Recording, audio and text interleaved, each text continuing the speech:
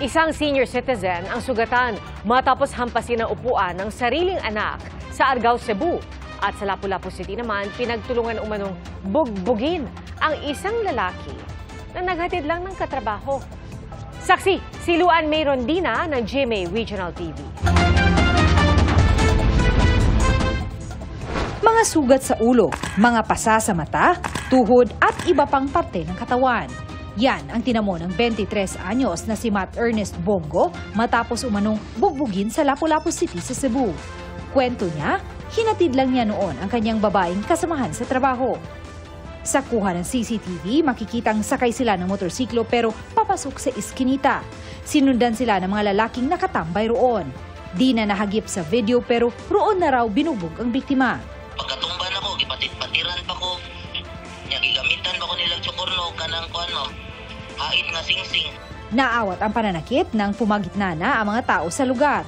Pero kinuha pa umano ng mga sospek ang ilan sa kanyang mga gamit. Unang kulata kay natumba ko ma'am. Pero salamat sa Ginoo wala jud ko makuyapi kung nakuyapan ko. Dili ra ang earbuds nga almost 4K ang value. Ang nakawat ma'am kay ila man jud gipangita ang akong mga gamit. Hinala ng biktima, selos ang motibo ng pananakit sa kanya dahil isa raw sa mga sospek ay ang lalaki na bumibisita rin sa babaeng kanyang kasama. Tinutugis pa ng pulisya ang mga sospek na tukoy na raw sa tulong ng mga saksi. Mga ito nalang libuhatan ni ma'am, ligaday tag mga pieces of evidence with the help of the witnesses na trupod sa victim, no, na-file din na to ang kaso, ma'am. Nasampahan na ng kasong attempted murder ang 20 anyos na lalaki at 4 na menor de edad nitong kasamahan. May alok na ring pabuya ang Lapu-Lapu City LGU para sa impormasyon tungkol sa mga sangkot sa insidente. Sa bayan naman ng Argao, nagtamo rin ng mga sugat at pasa ang isang lalaking senior citizen matapos siyang paghahampasin ng monoblock na upuan ng kanyang sariling anak. Dislike sa kuan ba? Siya.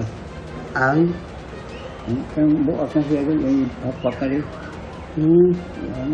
Ayon sa sospek, natutulog siya noon pero nagising sa sigaw ng kanyang ama. Napuno raw siya sa paulit-ulit na pangaral ng kanyang tatay matapos siyang masangkot noon sa iligal na droga. Pero giit niya, hindi na raw siya gumagamit nito ngayon. Wala. Katok buhat na ko, basod kay tungkol siyang kuan lagi, ginadaan ba? Wala ko yun. Nagpapagaling na sa hospital ang biktima habang nakakulong naman ang sospek na sasampahan ng kasong serious physical injury. Para sa GMA Integrated News, ako si Luan May Rondina ng GMA Regional TV, ang inyong saksi.